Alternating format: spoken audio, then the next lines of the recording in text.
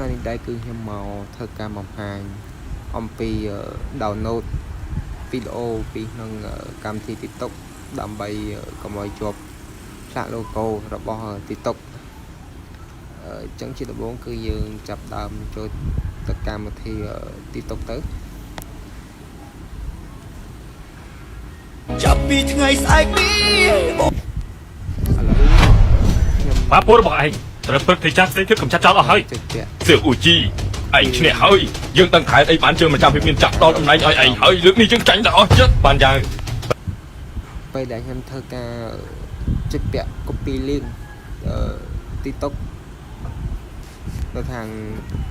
ក្រោមនេះហើយខ្ញុំនឹងធ្វើការចូលទៅ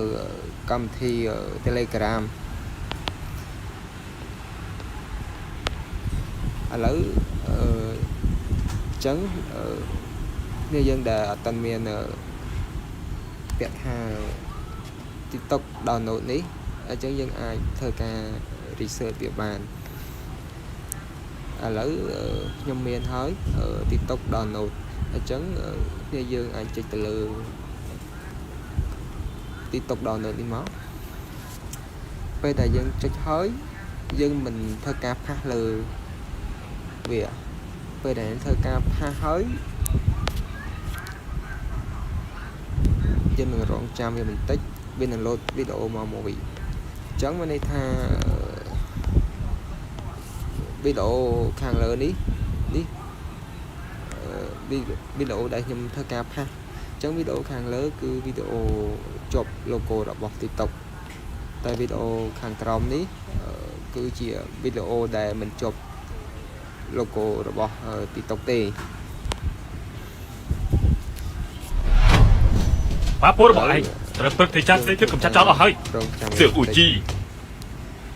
អស់វាធ្វើការដំណើរការឲ្យពេញសិនអូខេពេញហើយឥឡូវខ្ញុំនឹងធ្វើការចុចពាក់ត្រង់ចំណុចនេះដើម្បីធ្វើការ save ជាវីដេអូឥឡូវខ្ញុំនឹងធ្វើការចុចពាក្យថា save អញ្ចឹងហើយ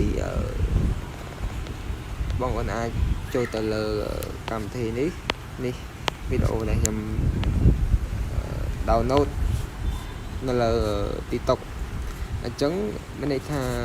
វីដេអូនេះគឺវាអត់មានជាប់ logo របស់ TikTok ទេ